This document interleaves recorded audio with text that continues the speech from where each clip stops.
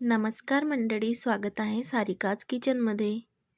तुम्ही जर माझ्या चॅनलवर नवीन असाल तर माझ्या चॅनलला सबस्क्राईब करायला विसरू नका. आज मी बनवून दाखवत आहे तिळाची बर्फी. मकर संक्रांतीला आपण तिळाचे लाडू आवर्जून खातो. तर आता तुम्ही माझ्या या पद्धतीने बर्फी बनवून बघा. अगदी छान अशी बर्फी, मऊसूद बर्फी तयार होते.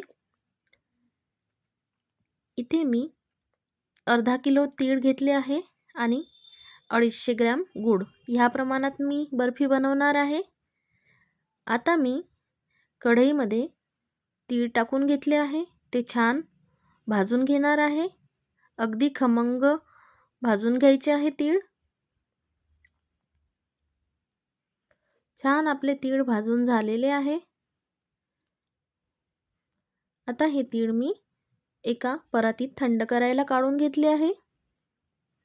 आता सेम कढईमध्ये मी 250 ग्रॅम गूळ घेतला आहे आणि त्याच्यामध्ये अर्धी वाटी पाणी टाकून त्याचा असा पाक तयार करून घ्यायचा आहे.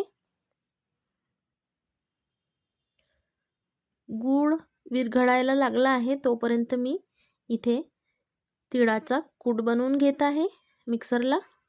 बघा, असा जाडसर थोडासा बनवून घ्यायचा आहे. आता गुळाचा पाक पण आपला रेडी झालेला आहे.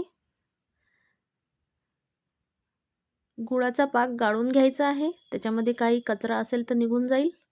आता 1 चम्मच तूप टाकला आहे कढईमध्ये आणि गाळून घेतलेला गुळाचा पाक आणि बारीक केलेले तीळ ते छान असं मिक्स करून घेत आहे कढईमध्येच. छान 2 मिनिट आपल्याला असं मिक्स करून घ्यायचं आहे. छान असं एकजीव झालेलं आहे बर्फीसाठी मिश्रण. आता तूप लावलेल्या परातीमध्ये हे काढून घेतलं आहे आणि छान बर्फी थापून घ्यायची आहे.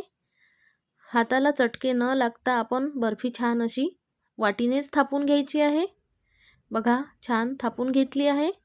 आता इथे मी पांढरे तीळ छान असे गार्निशिंगसाठी टाकून घेतले आहे आणि थोडंसं मिश्रण थंड व्हायला लागलं का पटकन त्याचे काप पण तयार करून घ्यायचे आहे आपल्याला. हव्या तशा आकारात बर्फीचे काप करून घ्यायचे आहे.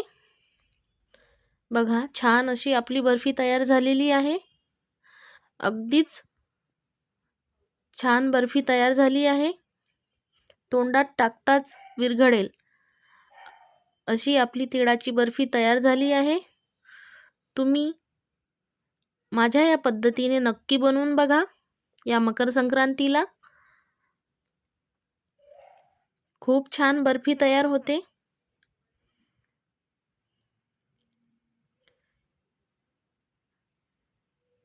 अगदी तोंडात टाकताच विरघळून जाते अशी आपली तिळाची बर्फी तयार झाली आहे.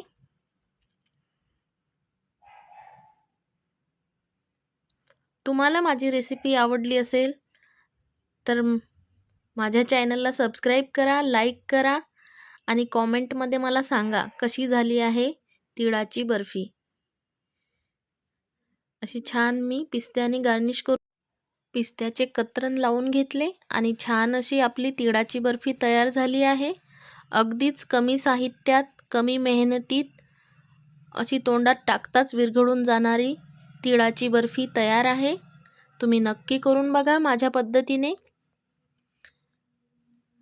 बघा, किती छान अशी बर्फी तयार झाली आहे. मकर संक्रांतीला आपण ही बर्फी नक्की करून बघा आणि मला कॉमेंटमध्ये सांगा कशी वाटली माझी रेसिपी.